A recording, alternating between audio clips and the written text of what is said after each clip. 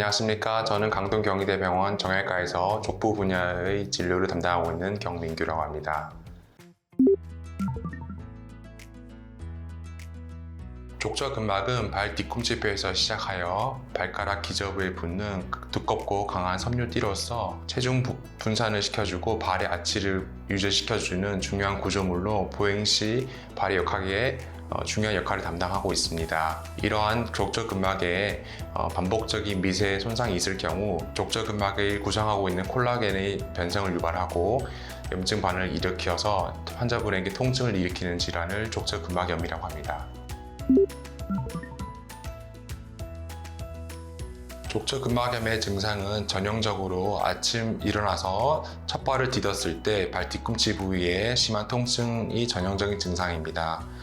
하지만 전형적인 증상 외에도 발 앞쪽으로도 통증이 전이가 될 수가 있고 장시간 오랫동안 서 있는 경우에도 증상을 유발시킬 수 있습니다.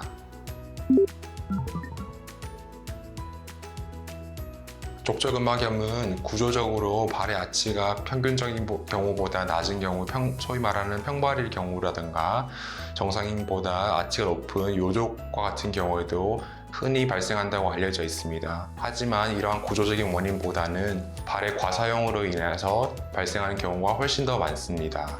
평소에 운동을 하지 않던 사람이 갑자기 운동을 많이 하거나 장시간 서 있거나 또는 과체중에 의해서도 증상이 악화될 수 있습니다.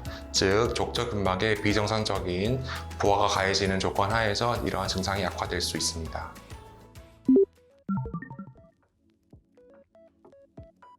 족저근막염이 생기면 바깥 활동을 무조건 줄여야 하는 것은 아닙니다. 하지만 족저근막염 자체가 발의 무리한 사용의 원인이 되어서 발생하는 경우가 많기 때문에 평소보다 무리하게 운동을 많이 하거나 이럴 경우에는 운동량을 줄이는 것이 중요할 것 같습니다.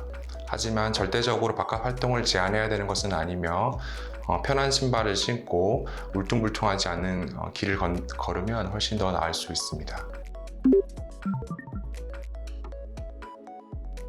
일반적으로 족저근막염은 스스로 증상이 좋아지는 질환으로 알려져 있습니다. 족저근막염에 의해서 특별한 합병증이 보고되지는 않지만 장시간 이를 방치할 경우에 보행에 영향을 주어서 무릎과 고관절, 허리에도 통증을 야기시킬 수 있기 때문에 적절한 진료와 치료가 필요하겠습니다. 보존적 치료의 첫 번째 단계는 교정할 수 있는 원인을 제거하는 것입니다. 잘못된 운동 방법, 무리한 운동량, 불편한 신발 착용이 있을 경우에는 그 원인을 교정하는 것이 필요하겠으며 통증이 있을 경우에는 휴식을 취하고 냉침질이 도움이 되겠습니다. 또한 치료로는 스트레칭 치료가 가장 효과적으로 알려져 있습니다. 대개는 족저근막염이 있는 경우에 아킬레스건이 짧아져 있는 경우가 많기 때문에 아킬레스건 스트레칭과 족저근막염 스트레칭을 둘 다 권장을 드리고 있습니다. 스트레칭은 한 번 시행할 때 5분에서 10분 이상씩 하루에 적어도 3번 이상씩 꾸준히 시행하는 것이 좋으며 최소한 4개월 이상 스트레칭 치료를 권장하고 있습니다.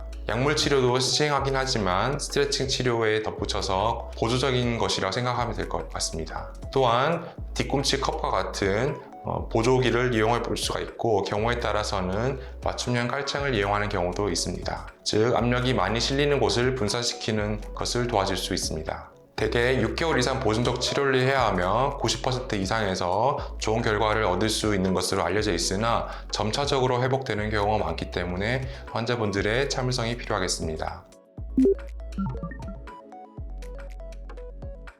족저근막염의 치료를 위해서 집에서 간단히 할 수 있는 스트레칭 방법을 알려드리도록 하겠습니다. 준비물은 따로 필요 없고 의자에 앉아서 쉽게 시행을 할 수가 있습니다. 앉은 자리에서 발을 반대쪽 무릎 위에 올려놓고 아픈 발과 같은 쪽의 손으로 엄지발가락 부위를 감아 발등 쪽으로 올리면 발바닥의 근막과 아킬레스건이 단단하게 스트레칭 되는 것을 느낄 수 있습니다. 이때 반대쪽 손가락으로 단단하게 스트레칭된 족저근막을 이렇게 눌러서 마사지를 해주면 큰 효과를 볼 수가 있습니다. 족저근막염을 예방하려면 적절한 체중을 유지하고 무리한 운동을 피하는 것이 좋겠습니다. 여성의 경우 하이힐은 가급적 피하는 것이 좋고 쿠션이 충분한 신발을 신는 것이 권장됩니다. 체중의 증가는 족저근막염의 악화를 유발시킬 수 있기 때문에 적절한 체중 유지를 하는 것이 중요하겠습니다. 또한 너무 낡아서 충격 흡수가 되지 않는 신발은 환자분들의 통증을 악화시킬 수 있기 때문에 절대적으로 피하는 것이 좋겠습니다. 또한 실내에서도 꼭 실내화를 착용해서 발바닥에 가해지는 불필요한 압력을 분산시켜주는 것이 좋겠습니다. 감사합니다.